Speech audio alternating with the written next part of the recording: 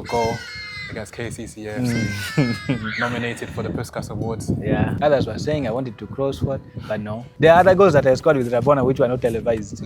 You get? And they would have won. Yes, they would have won a long time. You have to give the fans a special moment. Of course, I know. For me, I know. The goal was supposed to be number one.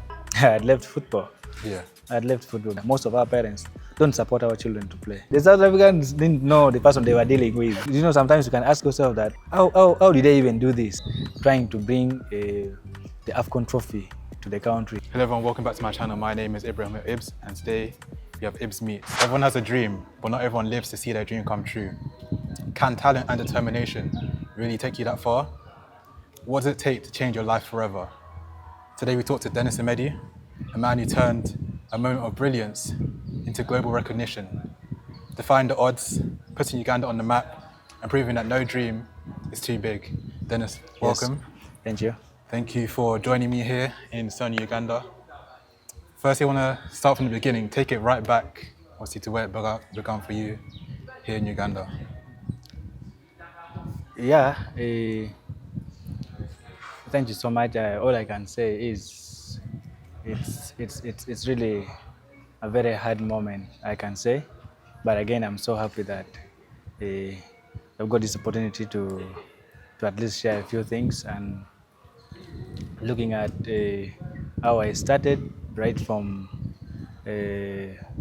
my childhood up to today, it has been a very long journey. All I can say is football really needs a lot of determination, and you need to be so patient, because mostly in Africa here we always pass through a lot in life, that if you're not strong-hearted, you can even end up leaving football very early. Of course, what I'm meaning is a person like me, by now I would have left football because I had like 4 fractures. Okay. I was on POP 4 times, but at least today, out of endurance, patience, and hard work, I kept the faith, and I moved on up to today. There were quite many challenges that I can say, but I believe with the time, we shall get more and enter deep into that. Yeah, so whereabouts in Uganda did you grow up and start playing football? In Uganda, I started my football from Ireda Primary School. That was in Lira, northern part of the country. Okay. Yeah, it was in Lira, northern part of the country. Probably I started with the primary football. I didn't pass through the things of academy and the rest. You see, mine was a special talent, a gift that was given by God. So things of academy, no, I didn't pass through any academy. No. So you just went through primary and then to secondary, just playing in school? Yeah, from primary, that is where I was spotted. From then, I went to a secondary school. It was a Christian school, Dara Christian High School. Then from Dara Christian High School, I ended up joining nursing institution. I'm also a nurse by profession. Okay. Yeah, I joined a Lira School of Comprehensive Nursing. But of course, from primary, it was when I was playing the primary games, and I was a school captain right from primary 4. Yeah, I read a primary school. Primary 4, 5, 6, and 7. Then I went to senior 1, that was in Dara Christian High School, where I finished Form 4 from there. Of course, I was not playing for the school team. I started playing for the school team from senior 1. Okay. Yeah, until I reached A level. Then from A level, I went to Bishop Nanchama Memorial College here in Bombo, where I finished my A level from there before joining the nursing institution. Yeah. So that's actually interesting. You're saying that you're playing football, but also you're studying for nursing. That's not an easy course to study for. Yeah, true. They all need concentration, as you know. Yeah. And of course, it was very hard for me balancing the two. Then the hardest part came when I joined Uganda Prison Service as an afande. So it was very hard to balance between football, nursing, and the prison's work as well. It was somehow hard, but you see, everything is all about focus and mindset. Yeah. And then when you did obviously start playing, was Kitara your first team that you started playing for? No. My first team was Sporting United. Okay. As a professional team. It was Sporting United. Of course, there were small teams that were in regional league by then. Northern Gateway. There was also Northern Eagles that I played for them. There was Soroti Thunders there in Soroti.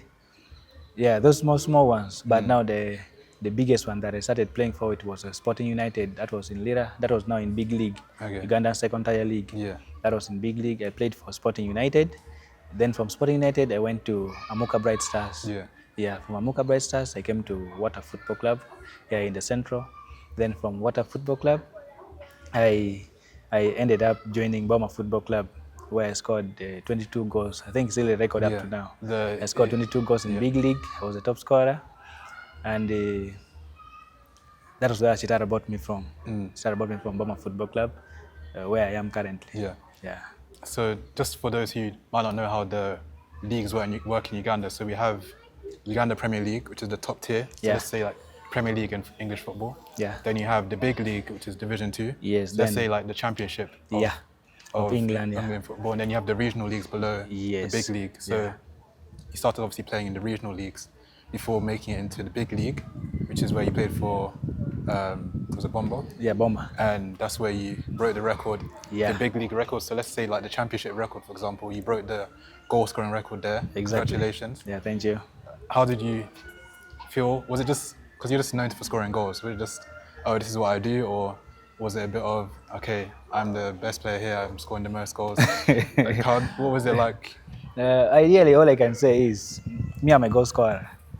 That's what I can say, because just that I did not get enough time to fully focus on sports. But of course, now after finishing with the Uganda prisons, after finishing the training, and I was done with my nursing course, of course now I said, no, let me first give football something like 3 years, and I see what comes out of it. So it was all about me to focus on it. I trained so much. Of course, those other days I could score goals, but commitments couldn't make me to concentrate so much. But now after giving my time to it and focusing on a few things, working on a few mistakes here and there, I found things very easy, very easy. Others were asking me, how do you do these things? I said, no, it's all about getting focused and concentrating. Yeah. Yeah. And I want to concentrate on the, as you said, sacrifices, because yes, you're a professional footballer now, but you qualified as a nurse. You mentioned you spent 3 years just dedicating to football, but alongside you still had to do the nursing as well. So how, like, describe to everyone, like, what kind of sacrifices did you actually make? Let's say like one story you remember or something you used to do that separates you from those who don't work as hard, because at the end of the day, you have to work hard to get to where you want. Yeah, true. So what individual, like, specific things can you remember that you used to do in those 3 years? Yeah, all I can tell you is, one, the sacrifice one I'm talking of is your time. You see, each and every individual wants to spend leisure, wants to spend time in a very good way. But of course, if you sacrifice your time for training, if you sacrifice your time to do your personal training, you end up getting a very positive result. That was one. Then secondly, I got one of the biggest challenges when I was joining Big League Boma Football Club. Because when I was in Uganda Prison Service, I had left football. Yeah. I had left football because they had transferred me to Masindi Prison, where I was supposed to work. And when I reached there, I said, I don't want football anymore, because the distance was far. And so I started training with the corporate people who were just playing corporate For fun, league. yeah. Just for fun.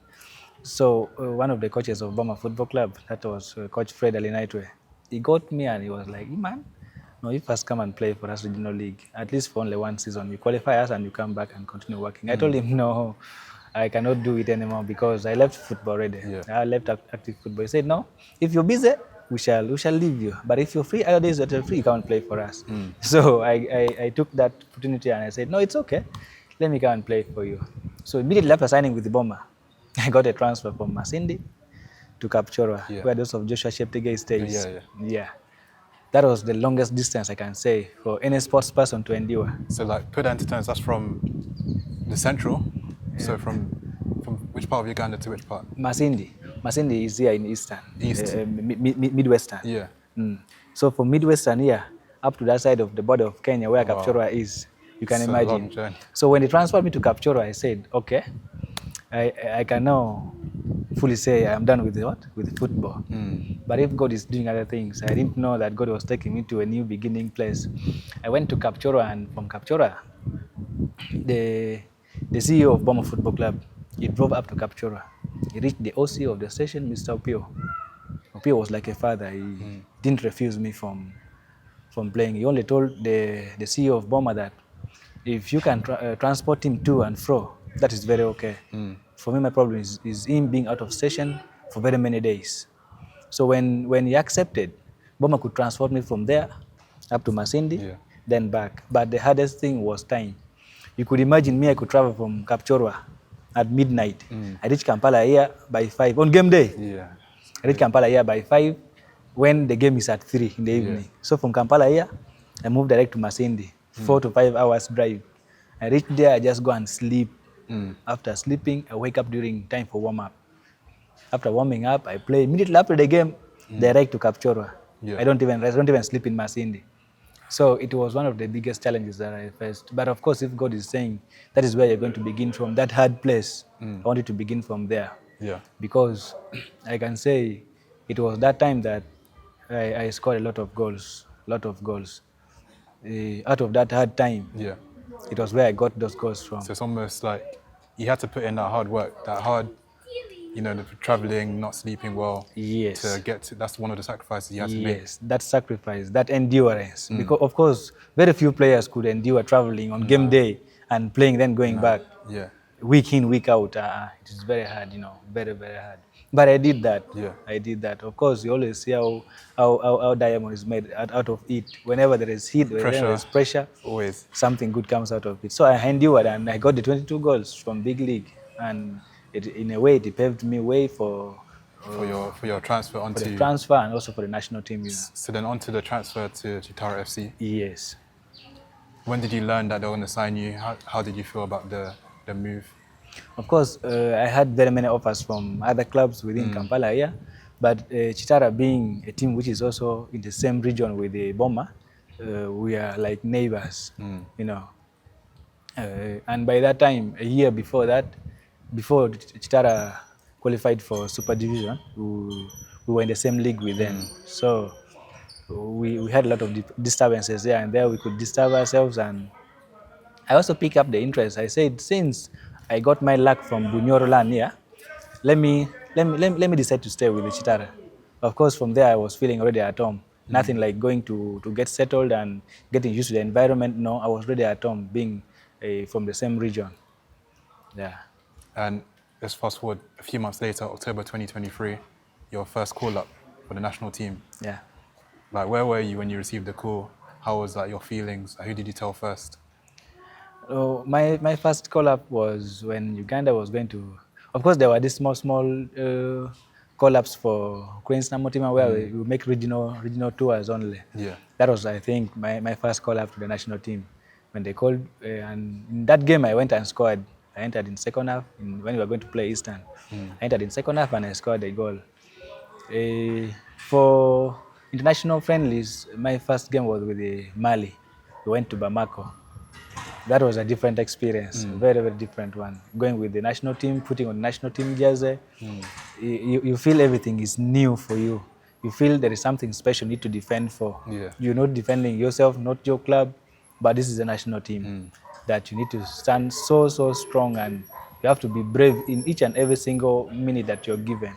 So it was just a special moment, I can say, very special one.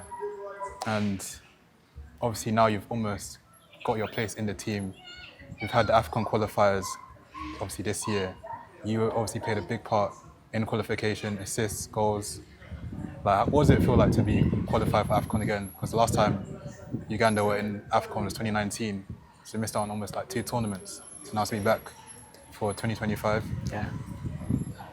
All I can say is taking your country to AFCON and you participating with the assists and scoring goals. It's you see, playing for the national team is a one-time thing. You don't play for the national team for the rest of your life. You play it and leave it. So you being part of the team that has taken the country to the African Cup of Nations, it's always a very special moment that every time you sit and try to reflect, you feel the love of your country in your heart. That is exactly what happens to me time and again. Whenever I see those videos, those photos, the goals that I was scoring, the moments during celebration, you feel the love of the country in your heart. You get each and every time that you see other photos, just other posts, and you say, yes, at least in this year, I was part of it. I did it. I gave my best, and it paid off. And take me back to that game against South Africa, which you're obviously the one that scored the crucial goal in that game. What was the feelings when you're behind? All I can say is the South Africans didn't know the person they were dealing with. Because if they had known the person they were dealing with, they could not give me such spaces. Of course, the first half wasn't so good for us. Yeah, but when we went back to the dressing room, Coach Paul gave us another command, and his style, I cannot say it out, his style worked for us. We came back in second half, we executed it, and we almost came back with the 3 maximum points. But of course, drawing with South Africa and away in South Africa was also another special one. The goal, of course, being the goal that brought us back into the game. See, a team like South Africa is not a very hard, it's not a very easy team to handle. You need to go every single minute with a lot of care, because moments comes where they look for only mistakes, and whenever they get those mistakes, they utilize those mistakes very well. You get punished. They punish you very fast. So they did that to us when they came here, but we also got those opportunities there at their place, and we did the same to them. So scoring that goal against South Africa, sometimes I see the goal and I can just smile. You know, sometimes you can ask yourself that, how did they even do this? You get. So I can say it was a very special moment for me, for the country, because I did not even rest. The team had traveled. 3 of us had remained. The team had traveled, and 3 of us remained because our tickets were not yet processed. Of course, when the team was flying for us, we were in Libya for Confederation Cup. So we came when the team had already traveled, and we reached like only a day. We only did last training, and we gave our team the joy. Of course, it was a beginning point. When you begin with a team like South Africa like that, the rest of the team starts fearing. It's like sending out a very positive message to all the teams in the group. That was enough for us to begin it in a very good way. The rest of the teams that were coming now, we were just trying to tune them to our rhythm. That was exactly what we got out of the South African game. And how are you feeling like with this team, this group of players who are now in Uganda's national team? Like, how does it feel being in that camp, going towards obviously AFCON later this year? Yeah, with the Uganda Cranes, as I told you, every national team calls the player when the player is on form. But of course, sometimes there are special moments. If there are ways that they appreciate players depending on their contributions, and being part of the national team, we are leaving qualification now aside. We are now looking at new things, and one of the things is trying to bring the AFCON trophy to the country. Every country which has qualified, that's what they're going to fight for. And me being part of the national team, if that opportunity that time comes when we are supposed to go to Morocco and be part of the team again, I strongly believe we are going to give each and every energy that we have to make sure try to bring the trophy into the country. Of course, that can be a lifetime memory that stands for generations and generations. So me personally, all I can say is we are going to do our best. Whenever we get that opportunity to put a national team just again, no time to waste. We have to fight tooth and nail from the first whistle until the last one. We're going to come back to AFCON because obviously that's the big news. Yeah, true. But even bigger news, your goal against KCC nominated for the Puskas Awards. It finished 3rd in the rankings. Obviously, Ganacho's goal was the one that won. But nevertheless, not only putting Uganda on the map, Africa on the map, and obviously yourself on the map. Let's go back into that game against KCC. You got the ball on the right. Now, talk us through that goal. Okay, all I can say, we have ever watched Rabona goals, very many of them. But to see a Rabona goal of that type of mind, from such an angle, from such distance, it is very rare. Very, very rare. Scoring Rabona goals, others were saying I wanted to cross forward, but no. You have ever seen most of my clips when I was trying to cross to other people, and looking at my intention, the power, the angle, everything was like an intended goal. Nothing like trying to cross. Of course, Rabona is not something new to me. I have been practicing this since childhood. I've been seeing the clips. Yeah, You've yeah. been doing it. I've been Not just there, even but you've been doing it. even other fellow players and the coaches, they can testify. Those ones. There are other goals that I scored with Rabona which were not televised. You get? And they would have won. Yes, they would have won a long time. So all I can say is scoring Rabona goals, to me, it's not something very new. I can say it's not something very new because I've ever done it many times. Just that this one was lucky that it was televised. Yeah. But there were more beautiful ones, more than that, Yeah. that were not televised. So scoring Rabona, it's like my trademark. Me, I always do it, even from training, where passing with it, crossing with it, scoring with it. Whenever I get that opportunity, I cannot leave it. I cannot leave it because I practiced it for a long time, and I have the idea already in my mind. I think any football fan that watches the goal will be thinking, like, why? Like, how does someone just decide, okay, I'm gonna, instead of using my left foot, I'm gonna just do this and do a Rabona instead. Yeah, true. Okay. You see, when a fan goes to watch football, all they look for is excitement. Yeah. They have to enjoy. Yeah. Every player, every lefty could do that with the left. But of course, you have to give the fans a special moment. They have to enjoy the beautiful game. They have come, they have traveled. The game was at night.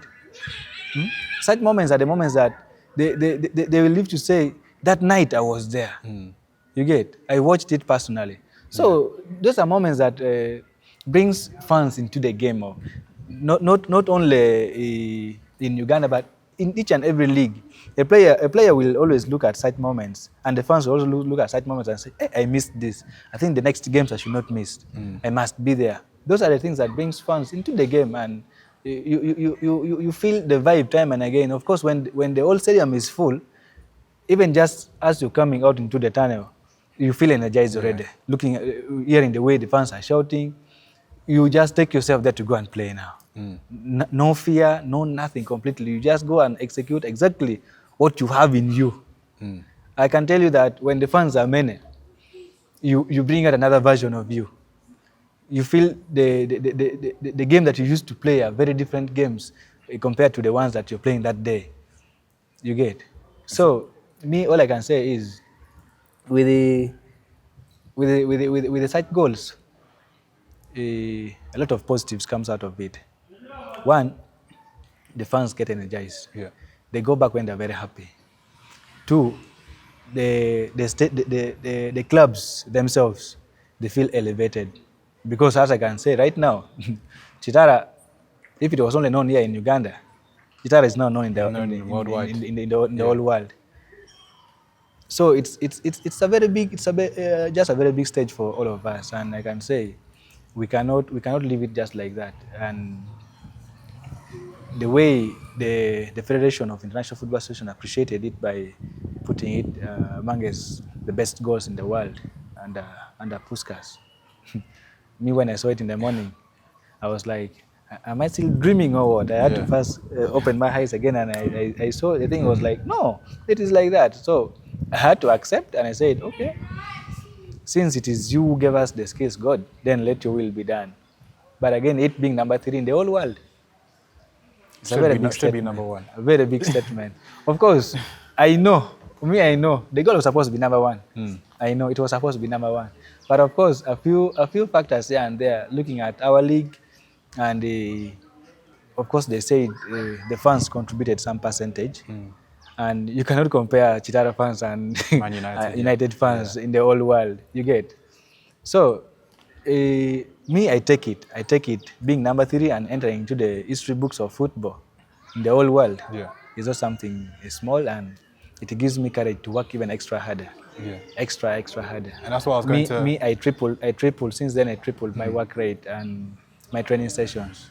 It is sometimes if I see it, I also get scared, but that is what pushes me every day. Yeah, that's what I was going to go into next. Like, how has that one moment changed, like, what you do in life? Like how has it just changed, like, your whole perception of everything? No, it has changed my personality as me, in a way that I take everything that is not now only for me. It is for my family, it's for the country, and it's for each and every single sports lover. So everything that I must do, you know, whenever you get into a place, into a height, for you to come down is very easy, but maintaining there is the hardest thing. So what keeps you up there is what determines everything. Yeah. Of course, if now you cannot maintain, if you cannot increase anymore, you have to just maintain. But for me personally, at the moment, what I'm looking for is to go higher than that. I want to make other bigger CVs more than that. That is my focus at the moment, because since that nomination up to today, all I can say is I have tripled. I have tripled many things. My training programs, uh, the gym sessions, the workouts, everything is top. I always spend most of my time now in the field. Yeah. Just that today I've dedicated this to make sure we handle this as well.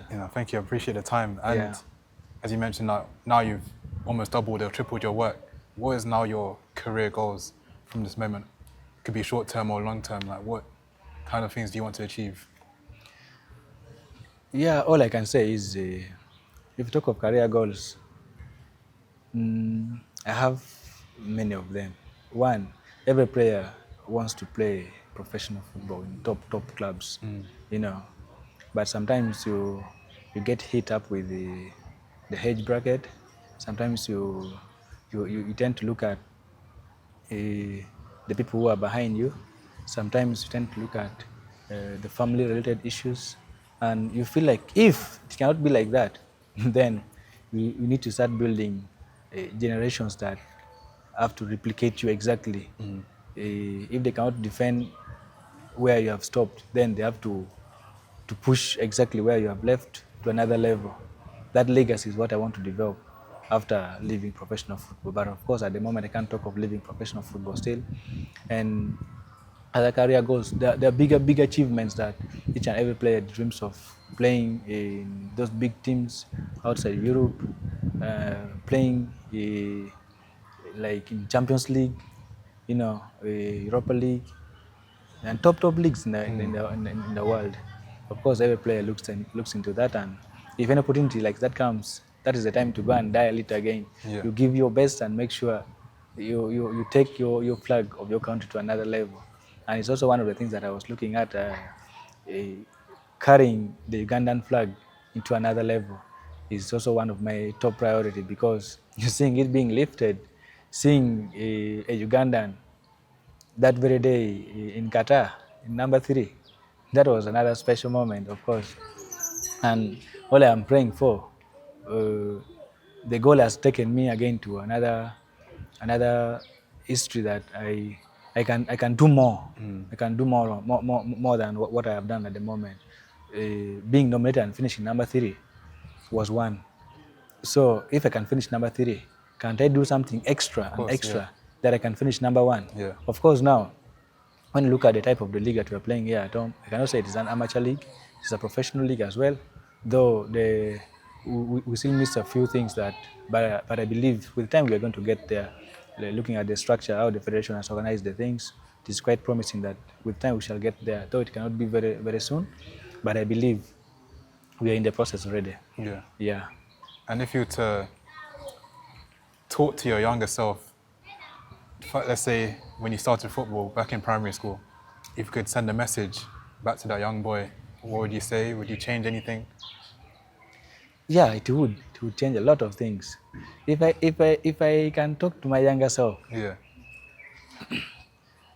one, trust me, if you were me, and this is a person who didn't pass through an academy. This is natural talent. Yeah. You get. What if I had passed through an academy and I had got those basics, complete basics, from 5, let me say from 5 to 12 years. By the time I would be reaching 15 years, I would kill people.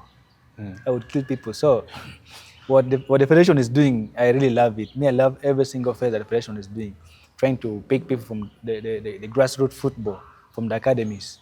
By the time the kids are reaching 15 years, we are settled.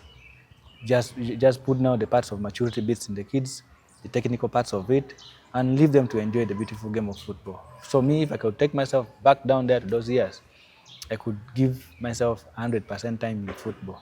I could give myself 100% time in training. Because with the training, every day, every moment, you become a specialist in what you know. You become a specialist in what you do. You get.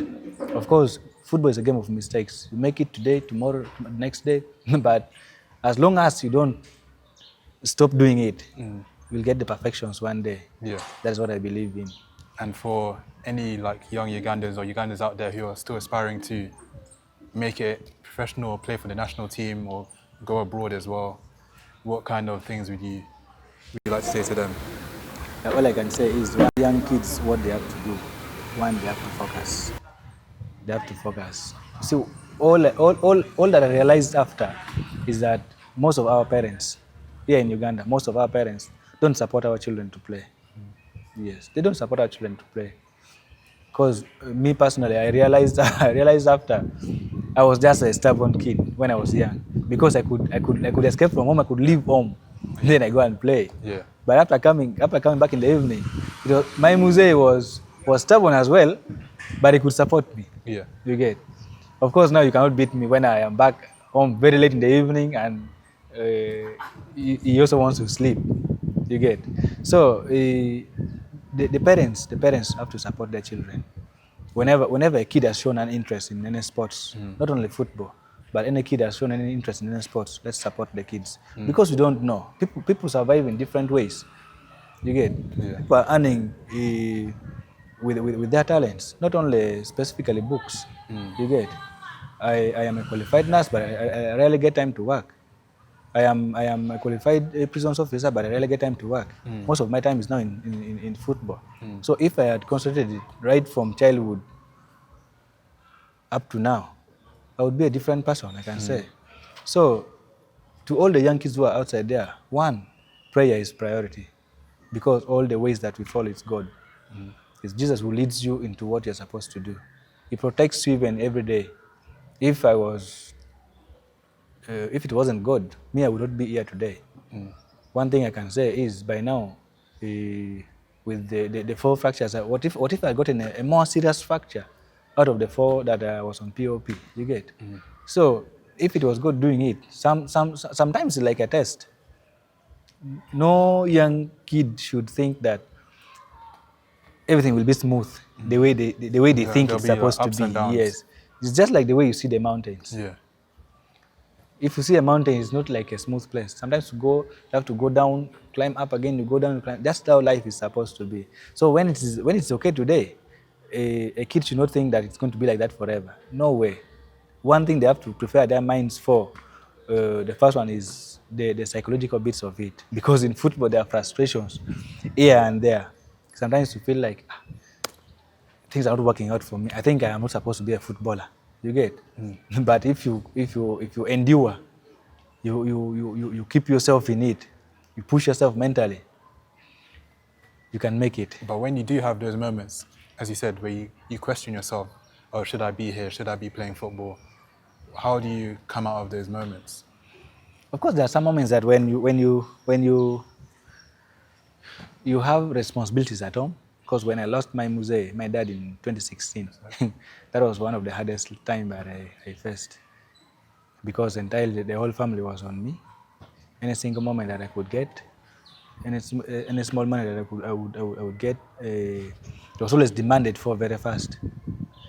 Sometimes if I worked for something that needs to be paid, I get money from somewhere, then I pay before even I get the money. By the time I'm getting the other money, when I'm just going to pay it back to the owner, you get.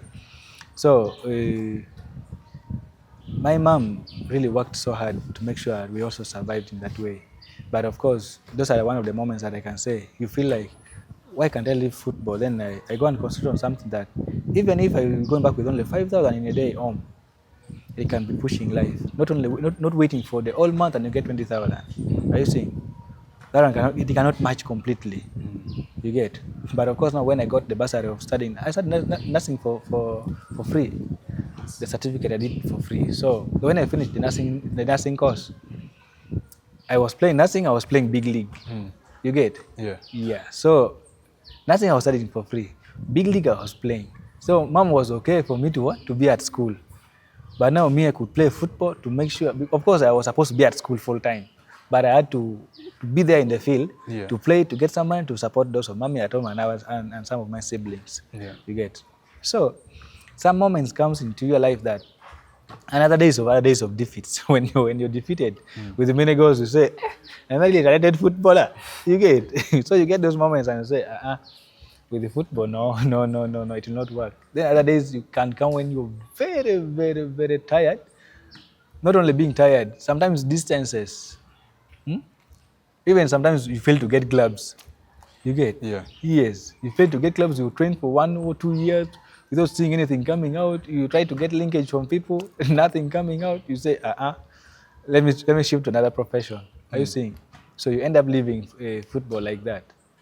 It's like, so you're basically almost saying that the resilience, like, yes, you might have no clubs for a few years. Yes, you might be going through different things at home, but if you stick with it, obviously God has a plan. You don't know where it's going to take you. You just keep at it, and look where you are now. If you were to look back at that moment, you'd say the best thing you did was to keep playing, almost. Time and again. Yeah. Yeah.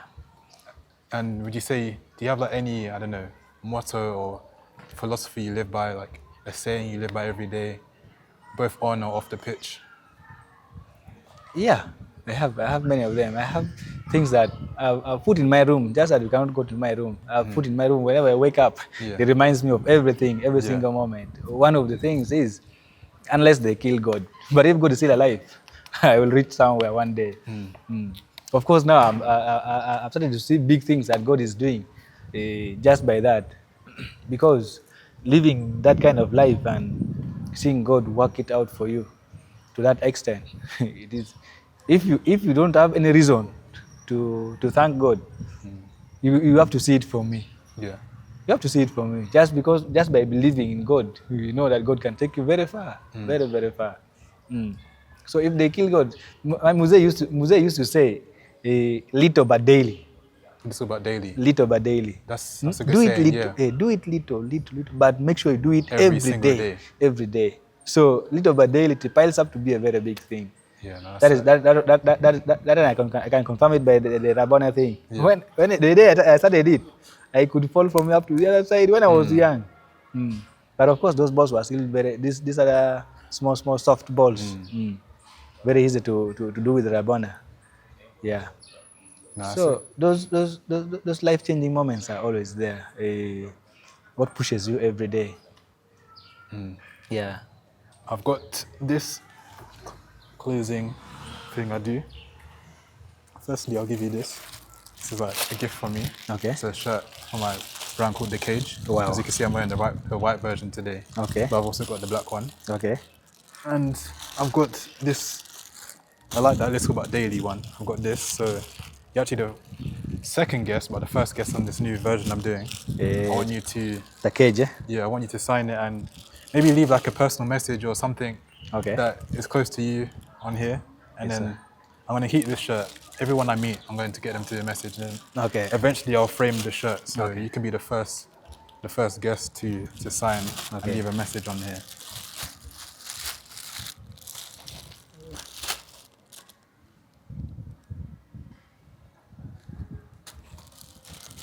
And just sign it, right?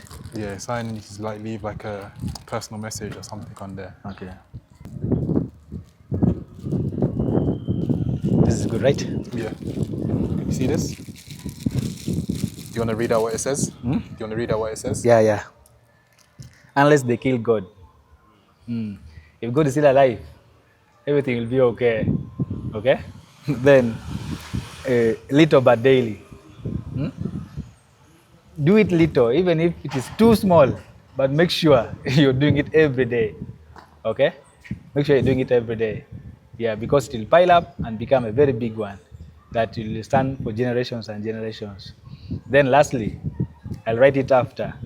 It is in Psalms 45:17. Okay?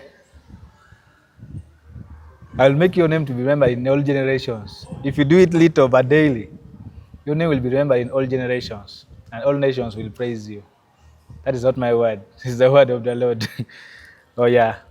Amazing, thank you. Okay. Thank you. All right. Take that as well. Dennis, thank you for Thank you coming too. onto my You're channel. welcome. Okay. It's great to meet you. Good to meet you too. AFCON later this year. I hope to also be there in Morocco, just like yourself. That would be But a I'm very sure good, a very great feeling. I'll if be you- there to cheer you on and Uganda Cranes on. Yeah, true. I'm sure you guys will do it. I'm sure with your career as well, your next move will be big as well. Yeah, true. And I can only just wish you the best in your Thank you. career. Thank you so much. All right. Thank you everyone for watching my video. Please make sure you like, share and subscribe to the channel. We're trying to hit 10,000 subscribers this year. Also hit the like button. It helps for amazing stories like this one to be shared with new audiences. I'll see you next time.